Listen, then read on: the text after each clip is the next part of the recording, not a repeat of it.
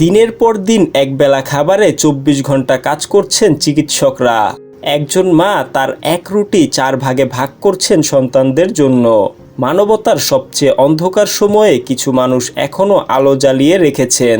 ঔষধ নেই, জ্বালানি নেই, খাবার নেই, তবুও থেমে নেই স্বাস্থ্যকর্মীরা। গাজার দক্ষিণে খান ইউনুসের আল নাসির হাসপাতালে স্বেচ্ছাসেবক হিসেবে কাজ করছেন কানাডার অর্থোপেডিক সার্জন ডিড্রে নুনান। তিনি আল জাজিরাকে জানিয়েছেন, অবরুদ্ধ গাজা উপত্যকায় বহু চিকিৎসককে ২৪ ঘন্টার শিফটে কাজ করতে হচ্ছে, তবে তারা পাচ্ছেন মাত্র একটি অপ্রতুল ও অপরিপূর্ণ খাবার। ডাক্তার নুনান বলেন, প্রতিদিন দুপুরের পর একটি মাত্র খাবার সরবরাহ করা হয়, সেটাও খুবই সাধারণ।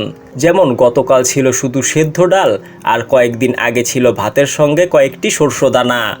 এতে পুষ্টি তো পূর্ণ হয় না, বরং একজন পূর্ণ দিবস কাজ করা কর্মীর জন্য পর্যাপ্ত ক্যালোরিও নেই।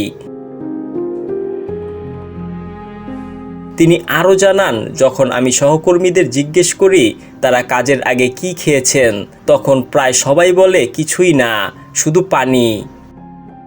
গাজার কঠিন মানবিক পরিস্থিতির কথা উল্লেখ করে ডাক্তার নুনান আরও বলেন, আমার এক সহকারী নার্স আমাকে গতকাল বলেছিলেন, প্রতিদিন সকালে তিনি একটি রুটি ৪ টুকরো করে নিজের ৪ সন্তানের জন্য দেন।